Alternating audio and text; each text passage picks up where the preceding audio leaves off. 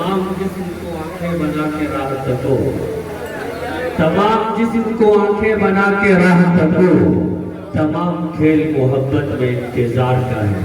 Mic सही कर रही है, वरना इंतजार का ये जो लम्हा है, सुंदरता का जो लम्हा है, वो खराब हो जाएगा। आइए हाजिर महफिल, इंतजार की घड़ियां जो थी वो खत्म हो गई। पूरी रात तमाम लोगों ने मेहनत की और नामा अमाल हम सब के सामने है। बिल्कुल नीचे से हम चलते हैं, इसलिए कि हम सब जमीनी लोग हैं, है ना। तो आइए ताखीर न की जाए, इसके बाद और भी बहुत सारे काम हैं। सबसे पहले इस वक्त मैं गुजारिश करूंगा अंजुमन खादिमान रसूल से कि तशरीफ लाए।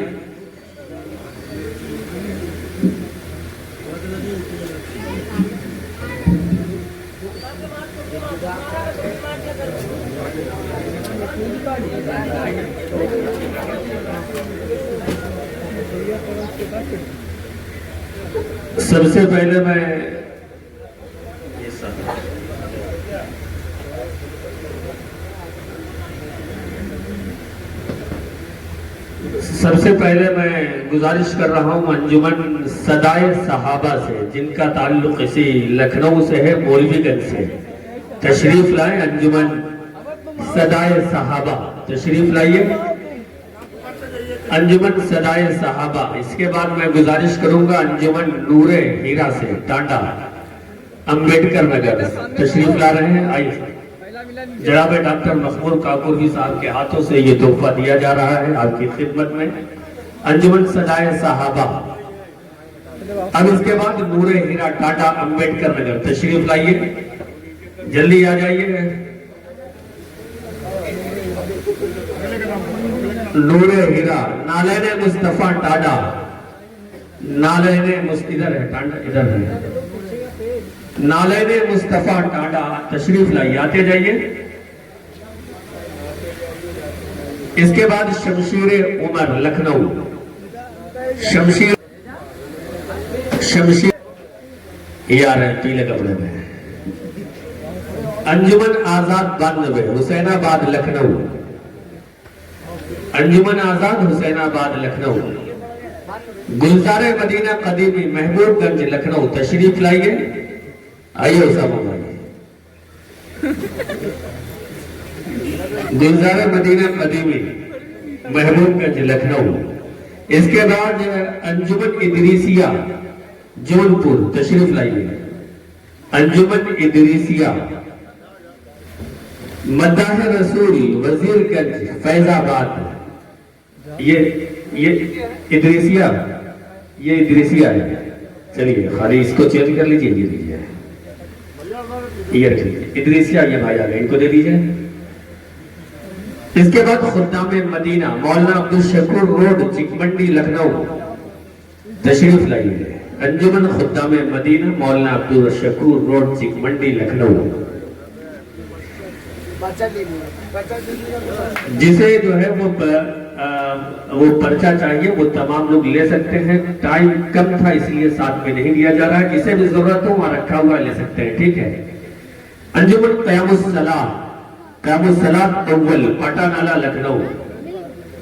और इसके बाद अंजुमन खादिमान रसूल टांडा, तशरीफ लाइए। क़यामुस्सलात तशरीफ लाइए। उसके बाद अंजुमन खादिमान रसूल टांडा। अब इसके बाद ये और वो जो चार,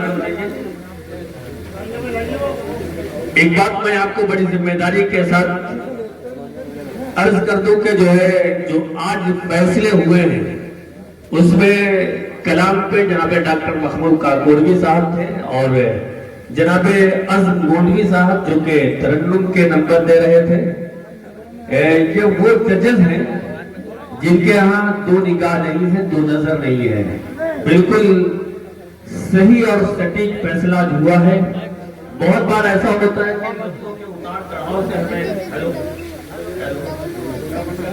नहीं, यहाँ ठीक है।